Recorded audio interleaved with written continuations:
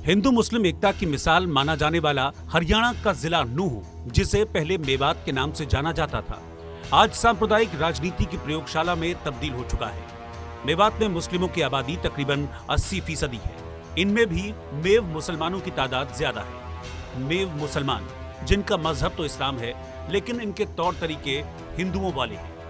मेव मुसलमान खुद को राम, कृष्ण और अर्जुन का वंशज मानते हैं और ये अपनी जाति राजपूत बताते हैं। मेव मुसलमान दरअसल ये एक बिरादरी का नाम है मुसलमानों में।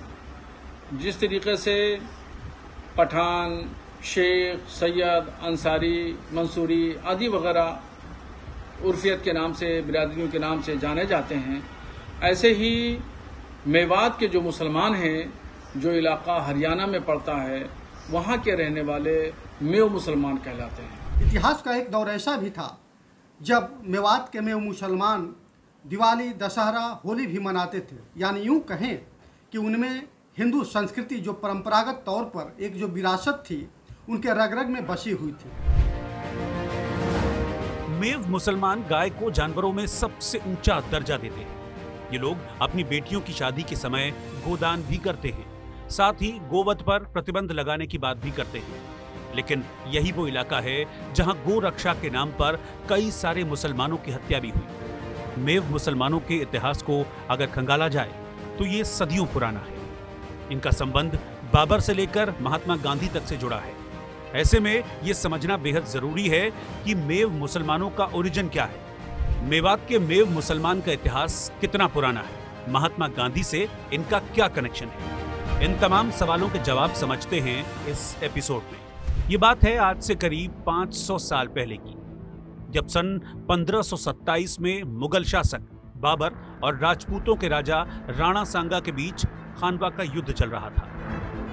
इस युद्ध में हसन खान मेवाती, जो एक मेव मुसलमान होने के साथ ही मेवात वंश के राजा थे, इनके खानदान ने मेवात पर करीब 200 वर्षों तक शासन किया। खानवा के युद्ध में हसन खान ने बाबर का साथ न देकर राणा सांगा का साथ दिया था। बाबर के कब्जे में हसन खान का बेटा था, जिसे रिहा कर इस्लाम की दुहाई देते हुए उसने हसन खान को अपने खेमे में मिलने का प्रस्ताव दिया। लेकिन हसन खान ने बाबर के प्रस्ताव को स्वीकार न करते हुए राणा सांगा का साथ दिया। युद्ध में हार के बाद इसकी कीमत हसन खान को अपनी जान देकर चुकानी पड़ी। लेकिन इस युद्ध ने हिंदू मुस्लिम एकता की एक अलग मिसाल कायम की। मेव मुसलमान खुद को राजपूत जाति से जुड़ा बताने लगे। ये लोग ईद की खुशियां भी मनाते और साथ में रामनवमी, कृष्ण जन्माष्टमी भी मनाते। ये लोग शादी करते तो निकाह मौलवी पढ़वाता, लेकिन हिंदुओं के बाकी रीति रिवाजों को भी ये अपनाते थे। मेव मुसलमानों के ओरिजिन को लेकर बहुत सी थ्योरी है। कुछ इतिहासकारों के मुताबिक इनकी जड़ें ईरान में हैं, वहीं कुछ इतिहासकार इन्हें मीणा जनजाति से जोड़कर भी देखते हैं। एक थ्योरी के मुताबिक मेव हिंदू राजपूत हुआ करते थे, जिन्होंने आगे चलकर 12वीं से 17वीं शताब्दी के बीच इस्लाम धर्म को अपना लिया था। इन लोगों ने जो इस्लाम कबूल किया था, तो दरअसल ये लोग हिंदू थे और राजपूत घराने से ताल्लुक रखते थे। तो राजपूत थे, तो राजपूतों ने एक सूफी संत वहां पर आए, हजरत सनाउल्लाह पानीपती रहमतुल्लाह ताला अलैह, और उन्होंने वहां इस्लाम की तबलीग की। उनके हाथ पर इन लोगों ने 13वीं सदी में इस्लाम कबूल किया। तो वहां से फिर ये लोग, चूंकि उस इलाके का नाम मेवात था, तो उस इलाके की वजह से वो उनकी उर्फियत मेव पड़ गई। 1857 की क्रांति में भी मेव मुसलमानों ने अपना योगदान दिया था।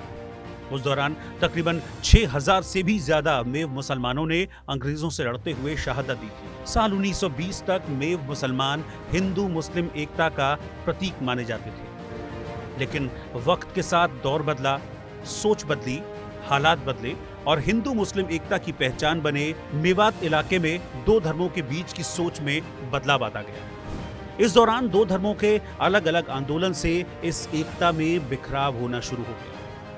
दरअसल 1920 के दशक में उस वक्त क्षत्रिय सभा ने आगरा और मथुरा के आसपास रहने वाले उन सभी मुसलमानों की घर वापसी के लिए आंदोलन शुरू किया जो मलकाना राजपूत थे और जिनके पूर्वजों ने 100 से 200 साल पहले ही इस्लाम कबूल किया था।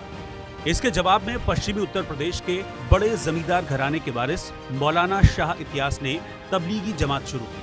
जो लोगों के घर घर जाती और उन्हें इस्लामी तालीम देती। लिहाजा इस एक्शन रिएक्शन के एवज में स्वामी दयानंद सरस्वती ने शुद्धि आंदोलन की शुरुआत करते हुए कहा, जिस धार्मिक अधिकार से मुसलमानों को तबलीग और तंजीम का हक है, उसी अधिकार से मुझे अपने बिछड़े भाइयों को वापस अपने घरों में लौटाने का हक है। यहाँ से मेव मुसलमानों और हिंदुओं के बीच जो खाई पनपनी शुरू हुई तो उसे फिर कभी पाटा नहीं जा सका।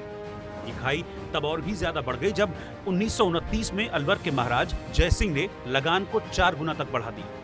हालांकि ये लगान सभी वर्गों पर था, लेकिन वहां रहने वाले मेव मुसलमानों की तादाद ज्यादा थी, इसीलिए ये कदम उन्हें अपने ऊपर अत्याचार सा लगा। मेव मुसलमानों ने इसका जमकर विरोध किया। इस विद्रोह में हुई हिंसा में सैकड़ों की संख्या में मेव मुसलमान मारे गए। इस हिंसा को सांप्रदायिक रंग दे दिया गया, जिसके बाद कट्टर हिंदुओं ने हिंदुओं का साथ दिया और कट्टर मुस्लिमों ने मुस्लिमों का। धीरे धीरे कर मेव मुसलमानों और हिंदुओं के बीच की खाई और भी ज्यादा तेजी से बढ़ती चली गई। फिर शुरुआत हुई धर्म के नाम पर भारत के विभाजन की। इसकी वजह से हिंदू और मुस्लिम सीधे तौर पर 2 पालों में बंट गए। 1920 के बाद जो स्थिति बदलती चली गई, कहा जाता है कि स्वामी दयानंद सरस्वती जी या उनके जैसे अन्य, यहाँ तक कि जो राजसत्ता से जुड़े हुए लोग थे, जो मेव मुसलमानों को हिंदू संस्कृति में यानी घर वापसी लाने का प्रयास किए, वहीं से खाई जो है चौड़ी होती चली गई।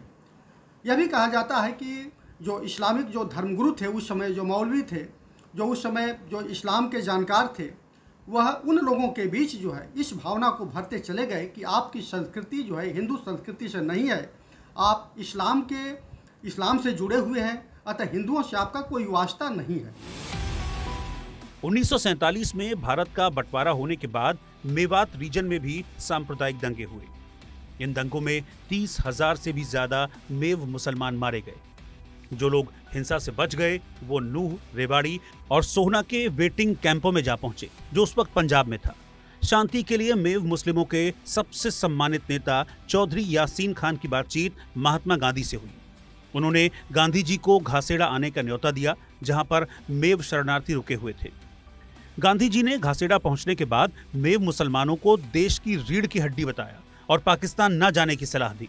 उनकी उस सलाह के बाद तकरीबन 50% मेव मुसलमानों ने भारत में ही रहने का फैसला किया। साल 1948 में महात्मा गांधी की हत्या की खबर ने मेव मुसलमानों को तोड़ कर रख दिया। उन्हें न तो कोई अब भरोसा देने वाला था और न ही कोई पाकिस्तान ले जाने वाला। तब से मेव मुसलमान मेवात में ही रह गए। महात्मा गांधी की हत्या के बाद से न तो मेवों में भरोसा जगा कि हिंदू उनके साथ हैं और न ही हिंदुओं को कभी ये विश्वास हो पाया कि मेव मुसलमान उनके साथ हैं। आज हमारे देश को आजाद हुए 75 साल से भी ज्यादा का वक्त हो चुका है। बावजूद इसके तब से लेकर अब तक मेव मुसलमानों का इस्तेमाल केवल और केवल राजनीतिक रोटियां सेकने और सांप्रदायिक हिंसा को बढ़ावा देने के लिए ही किया जाता रहा है।